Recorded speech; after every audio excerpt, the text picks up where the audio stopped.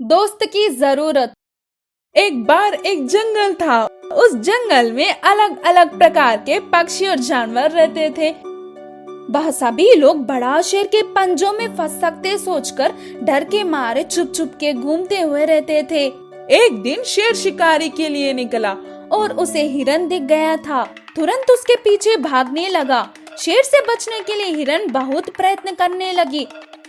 उससे बचने के लिए भागते हुए गलती से तालाब में गिर गई। उसके पीछे पीछे भी शेर भी तालाब में कूदा। वह तालाब आधा सूखा था और कीचड़ से भरा हुआ था। उस कीचड़ में एक तरफ से हिरन और दूसरी तरफ से शेर गहराई में फंस गए थे। अब में तुम्हारे पीछे भागने की जरूरत नहीं है। इस कीचड़ में फंसे हुए तुम्हारे हड्डियों को छोड़कर स्वादिष्ट चमड़ी का स्वाद लूंगा। ऐसे हंसने लगा शेर।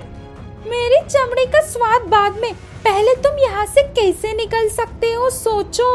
ऐसे चिढ़ाने लगी हिरन।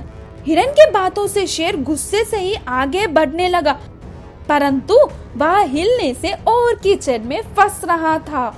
सच में मैं हिल भी नहीं पा रहा हूँ। ऐसे मुंह लटका लिया शेर। आपका कोई भी दोस्त है क्या? ऐसे पूछने लगी हिरन। मैं इस जंगल का राजा, सभी मेरे से डरने वाले ही हैं। ऐसे में मेरे दोस्त कहाँ से होते?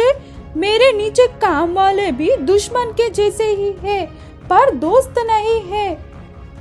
पर मेरे तो बहुत सारे दोस्त हैं। हम सब मिलजुल के रहते हैं। अगर मैं नहीं दिखने पर वह सभी मुझे ढूंढते हुए आएंगे। कैसे भी करके मुझे यहाँ से बचा लेंगे। ऐसे भरोसे से बोली हिरन। ठीक है, वो देख लेंगे, बोल के शेर धीरे से बोला। ऐसे बहुत देर हो गया था। समय बीतने पर शेर में अधीरता बढ़ गया था, लेकिन हिरन तो निश्चिंत थी।